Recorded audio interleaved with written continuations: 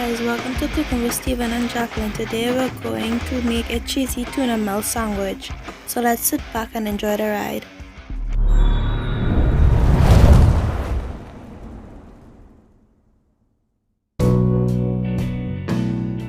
Hey folks, let's go make ourselves a tuna melt sandwich, and here's our ingredients.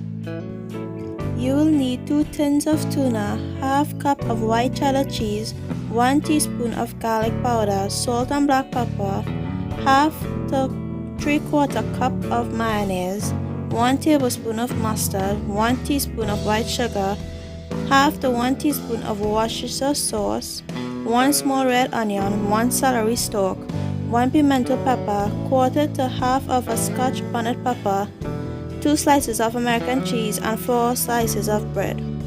Hey guys, let's start prepping our ingredients for a tuna melt sandwich. Here I have a pimento pepper which I'm going to give a fine dice. Pimento peppers are just flavored peppers. All you need to do is cut your pimento in half and then into strips, and then cut against those strips to get your fine dice. I know pimento peppers may be a bit hard for you guys to find over there, so you can use a red bell pepper also. I usually use a bell pepper at times, but this is what I had at hand. This next ingredient is called Chinese celery, so I'm just going to remove the bottom of the stalk and also remove the leaves because we want to give the stalk a fine dice. So I'm just splitting it straight down the middle carefully, and I'm going to cut across those strips to get those fine pieces. And you want to be careful when doing this. I'm not a professional by any means. After we have done cutting our celery stalk, we're going to set that aside next to our pimento peppers, and now we're going to deal with a couple of those celery leaves. Now you want to deal with your celery leaves, and the easiest way to deal with this, you want to stack them upon one another. After doing that, you want to roll it like a cigar, and you want to carefully give it a fine cut along that celery like looking cigar. After doing this, you just want to give it a rough chop after that. Now that you have your celery leaves all finely chopped up, you just want to set this aside next to the rest of the ingredients in the plate. Next ingredient is a red onion. I'm going to be using half of this in the mix as well. After cutting the onion in half and removing the skin, you want to cut off the top of that onion. Now it's time to cut your onion into some thin strips, and this is the reason why I did not remove the root of the onion, otherwise it would separate and that will be a disaster. And what I mean by disaster is that your onion will separate on you, and you don't want that. Now it's just time to cut along those slits that you made in your onion. There's no need to cut anywhere else again because your onion has natural separated layers already. Well, our onions are all diced up, so we're going to set this in the plate with the rest of the ingredients and move on to the other one. So folks, you know it's got to be coming, and that's our Scotch bonnet pepper. Well, nothing difficult about this here folks. I'm just going to be using half of this because you know the Scotch bonnet is going to kick it up quite a notch here. You know how I love my food spicy. So just give this a fine dice, and after doing that, just set this aside in the plate with the rest of the ingredients. And here's our plate of ingredients that we're going to be adding to our tuna in a little while. Well folks, here I have myself 2 tins of tuna in the bowl. I'm going to be adding 1 to 1.5 teaspoons of white sugar to the mix, and this will help to bring out a bit of sweetness. Next in the pool, I'll be also going in with about 1 teaspoon of garlic powder. Remember, it's all about those layers of flavor. Next in the pool, I'm going in with about 1/2 to 1 teaspoon of sea salt, followed by the same amount of black pepper as well. Now, I know some of you guys might be saying this is a lot of ingredients, but trust me, it's well worth it. Next in the pool, I'll be adding about 1/2 to 1 teaspoon of that Worcestershire sauce or the W sauce, whatever you choose to call it, and this will give it a bit of a umami flavor. Now you want to take a spoon and give this a good old mix to start to get those ingredients all incorporated. Well, here's where it's going to get a bit controversial here guys. I'm going in with 1/2 cup of white cheddar cheese. And of course, as you know, you want to give this a good old mix and make sure you get that properly well incorporated.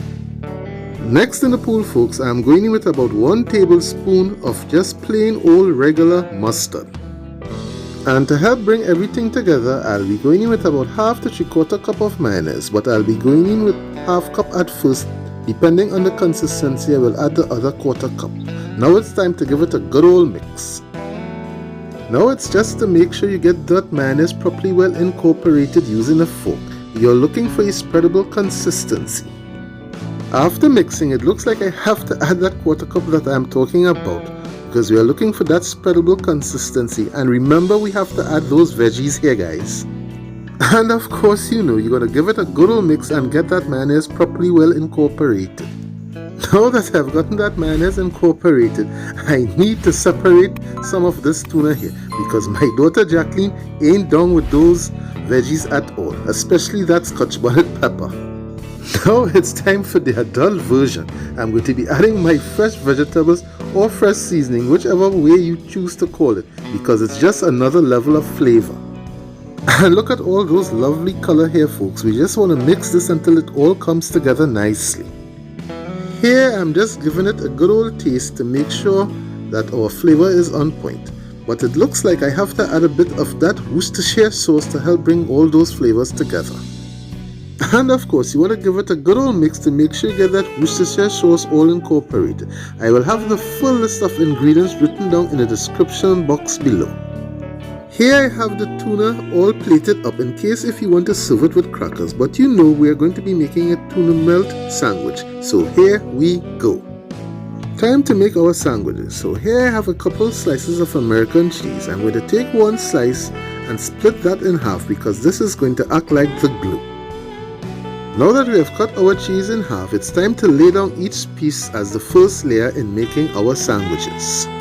Well, it's time to spread on our tuna, and don't be cheap when piling on that tuna, because you want to get good coverage all over that sandwich.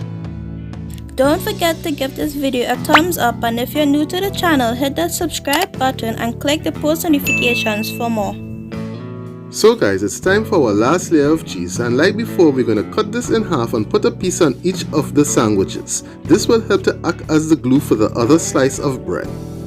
And I know some of you might be saying this is a little bit of cheese, but remember we have got that cheese inside of that tuna as well, so it will all come together nicely. Now it's time for the magic here, folks. We're going to be putting a light layer of mayonnaise on the first slice of bread, and this is going to help it get very crispy. So some of you might be saying, mayonnaise, this is going to have an aftertaste, but trust me on this one, it will not. But you may use butter if you wish. In the meanwhile, I have my cast iron stovetop griddle warming, and we're going to be moving over across there in a bit.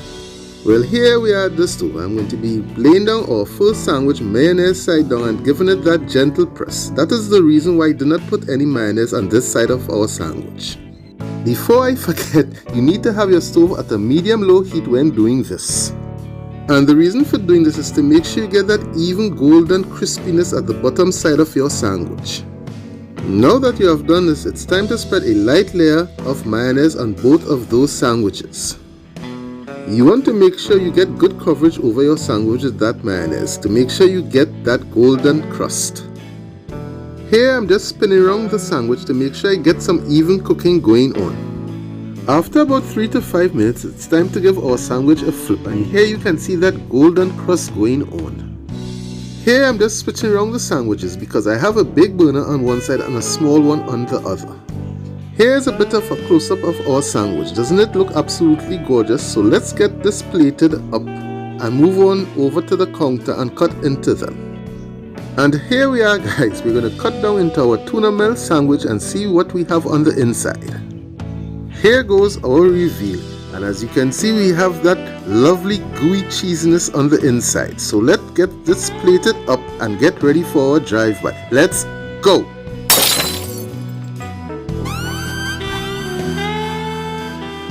So boys and girls, here's our delicious cheesy tuna melt sandwiches, and they were tasty.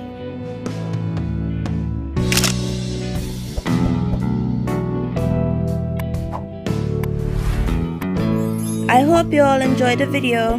Like, comment, and don't forget to subscribe and turn on the post notifications for more videos. See you all on our next cooking journey, and we're out until next time.